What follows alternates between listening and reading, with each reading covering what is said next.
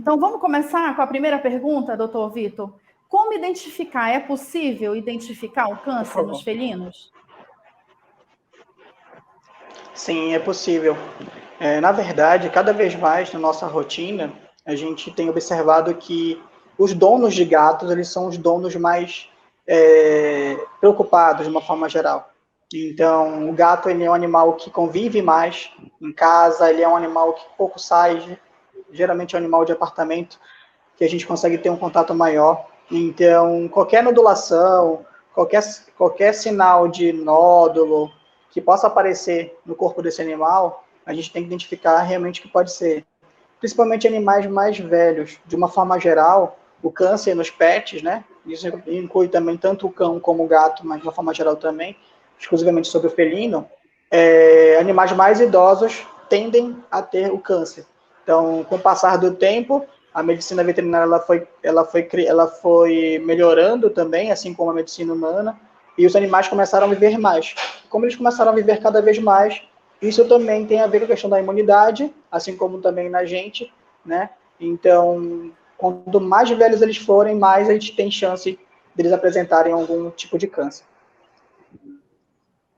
Então, eu sou gateira, doutor Vitor, então eu tenho em casa 3 gatos, e a gente, desde que resolve adotar um bichinho, geralmente a gente já sabe que o gato ele costuma ter uma saúde um pouco mais delicada, né?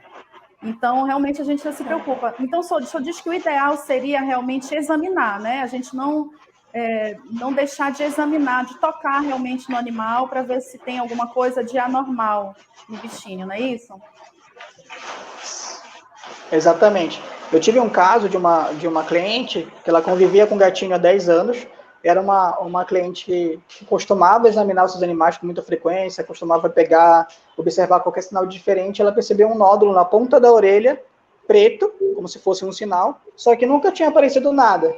E aí a gente resolveu investigar e descobrimos que tinha melanoma cutâneo, que é um tipo de câncer de pele. Ou seja, se ela não tivesse observado bem isso, teria evoluído muito mal e talvez a gente tivesse tido complicações na frente. Então a gente conseguiu depois fazer cirurgia e o animal ficou bem e tem sido acompanhado com mais frequência agora. Ai, que maravilha. Olha, nós já temos comentário da nossa audiência, então. Deixa eu ver, vamos colocar aí na tela.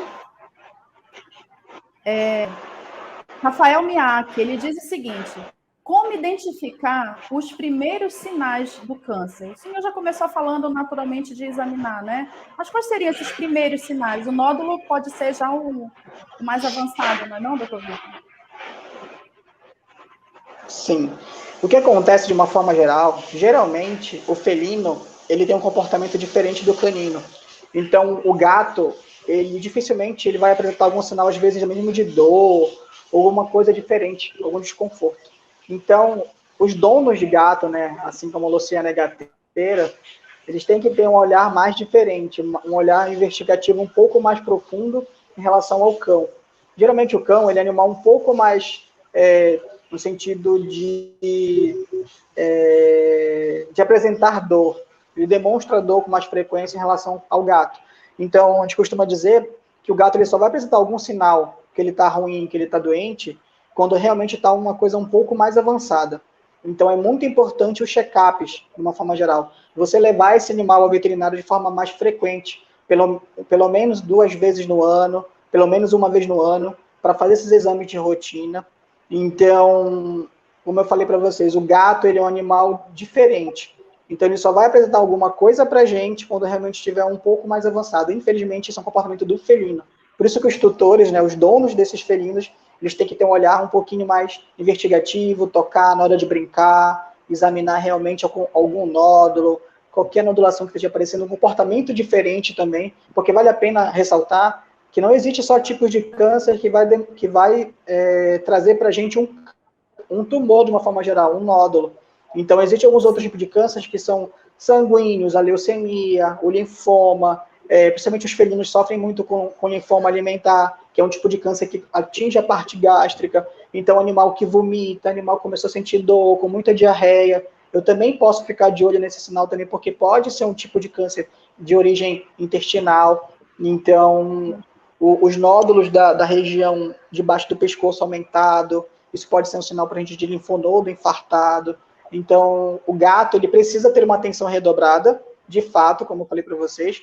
Então, procurar o seu veterinário de confiança para que faça essa triagem pelo menos uma vez no ano, dos animais adultos que vão ali de 0 meses até 5 anos de idade, pelo menos uma vez no ano.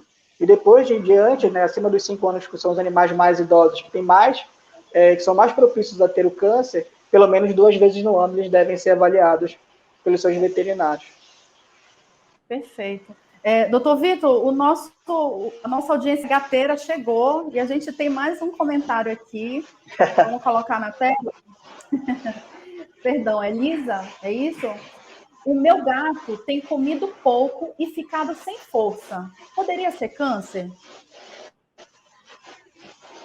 Como eu falei para vocês, mas em relação agora ao linfoma alimentar, que é um tipo de câncer que atinge muitos gatos, de uma forma geral, e ele é um tipo de câncer que não tem, literalmente, a gente não consegue ver nos exames um tumor, mas ele apresenta sintomas para a gente.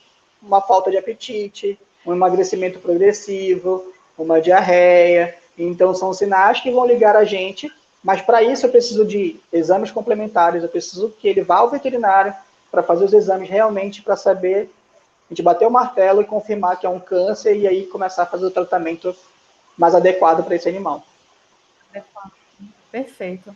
Doutor, agora uma outra pergunta da audiência, que na verdade sou eu mesma. O senhor falou de alimentação.